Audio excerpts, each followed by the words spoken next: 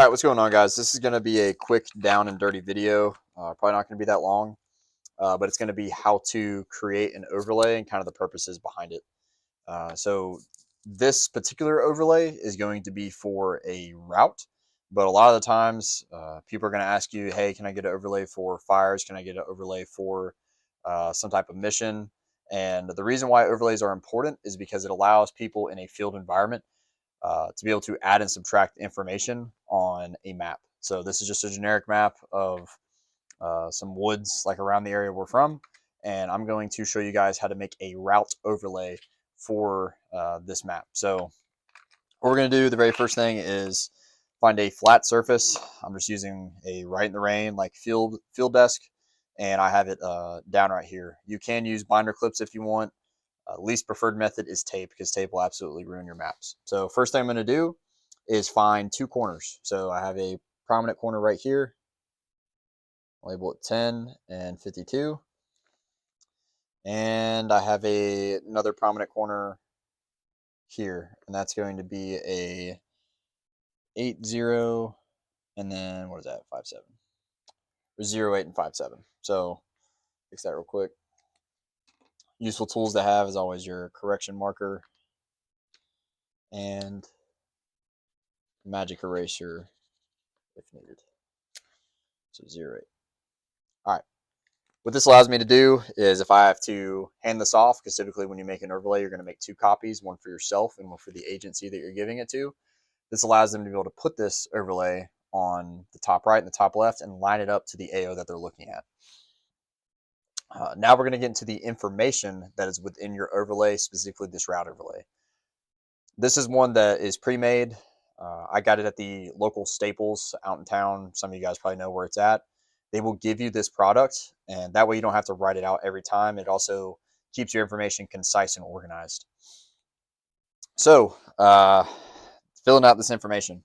So this is the operation name. Let's just call it Operation Route Overlay. All right. The originator is going to be FTI. Unit, we'll just do FTI COC. The date time group, it can really be anything. We'll just 1, 2, 3, 4 it. And the map scale. So this particular map is a 1 in 25 thousandths. And the map series for this, we'll just go 1 sheet of 1. All right. Not too worried about that. That information will typically be given to you by a higher echelon. Apologies for writing in blue. My black map pen stopped working, so I'm not going to go grab another one. All right, legend. So what we can do with this is if there's something very specific or it's key terrain and I want to be able to identify that, I can do that. So let's say if I have a target on here or an OP, we'll just go with OP.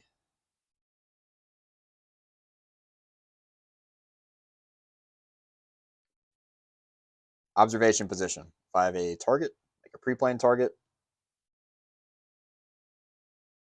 I can also annotate that on here. That's just what this space is for.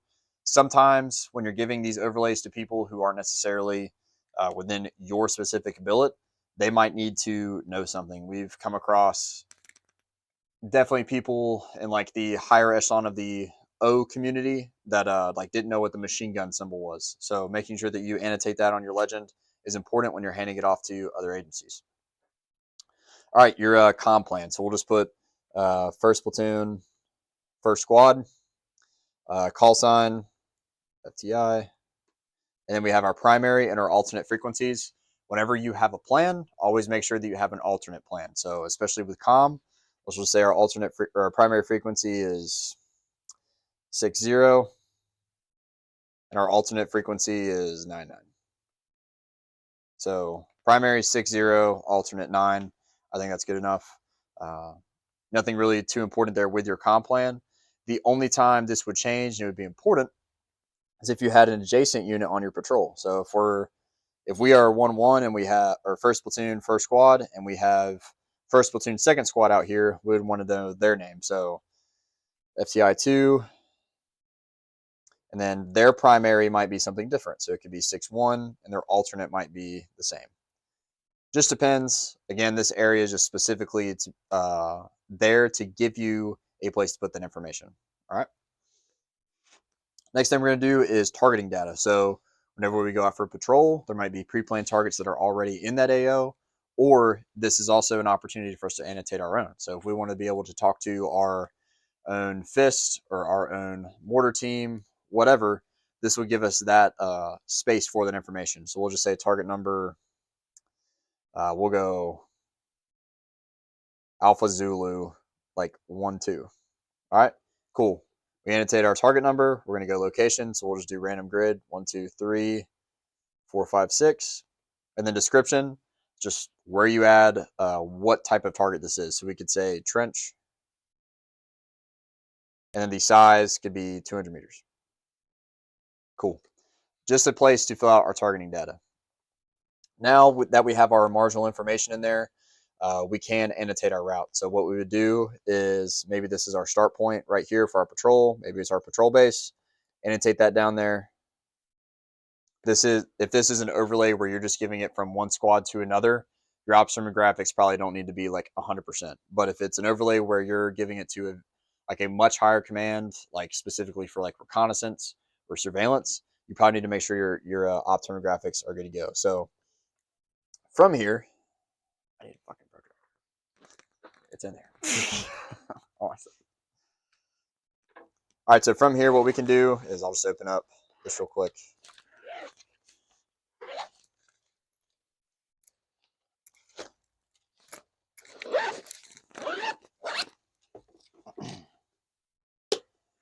I know that. Is it good? Yeah, make sure you center it back where it needs to be. Is it centered? Oh, you mean like on here? Yeah. Yeah, that's. Say something. Oh yeah. That's good. Cool. All right, so from here, if we wanted to, we could also add some information. So I can use this legend space or any other space on here to create a route, like route card or route information. So if I have start point to checkpoint 1, and I can put the grid. So I already should know where my start point is, especially the grid for that. But now I can put the grid for this. So we'll just go 1, 2, 3, 4, 5, 6. That would suck. Now we're to checkpoint 2. So checkpoint 1 to checkpoint 2. Give the grid for checkpoint 2. This is just something that I know. If you have to annotate it. We'll just do 7, 8, 9. All right. That works. So now we know like what grids we're going to, and then if we wanted to fill out the distance and direction, we most certainly can do that, as long as we know. Hold on, I'm getting ahead of myself. I'm gonna redo that part. Sorry, trying to make it easy.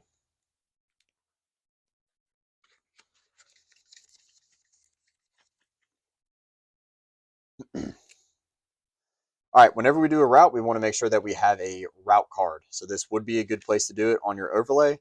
It's also smart to put it like in a piece of Right in the Rain, give that to the point man and definitely the patrol leader.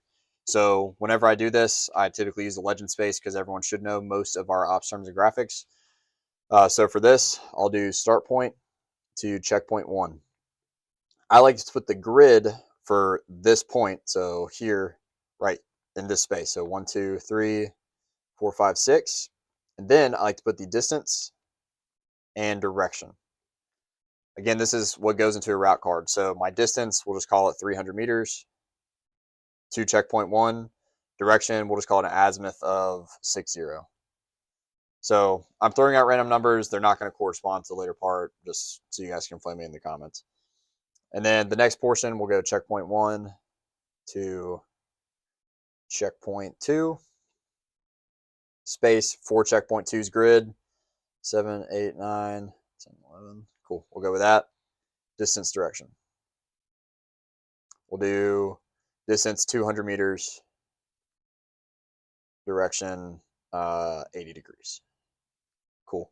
So this is just an example of a route card, how I like to set them up. If you guys do anything different, please let us know in the comments. Now, what we can do is translate this information onto our map.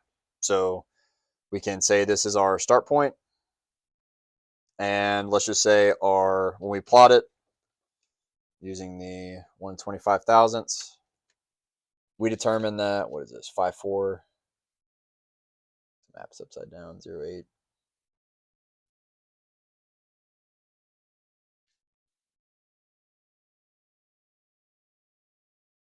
Five, 4, 5, 0, 8, 5. So we determine that this is checkpoint 1. All right. Now what we do is we can use our scale, measure it out. Let's just call it 700 meters. Again, this information is not going to translate. That's just an example of how to set it up. Now what we can do is determine this is 700 meters. Cool. And then utilize our protractor to get that azimuth. So we can draw the straight line as far as we want. And then once we actually plot this, that should give us our azimuth, which looks to be about 215 degrees. Get our GM angle, that's minus 10, 205 degrees. So if we wanted to fill that into our route card, we most certainly can do that. Now, after we get our route annotated, we get everything on our overlay, we can just simply take it off. Our map is still clean, so we can have our map on us if we want, and then keep our route overlay stuffed in another spot. That way, if we get compromised, anything like that, it's much easier to destroy the route overlays or destroy the map and then carry on. Make sure when you're doing an overlay, you definitely give a copy of it to somebody else, and it makes it very easy with another piece of paper because you can just take this like acetate paper, put another piece on top, and just copy it down. You don't have to do the whole overlay all over again. So that's a very simple, concise way to make this happen. If you guys have any questions or want to know where to find like products like this, please hit us up and we'll let you guys know.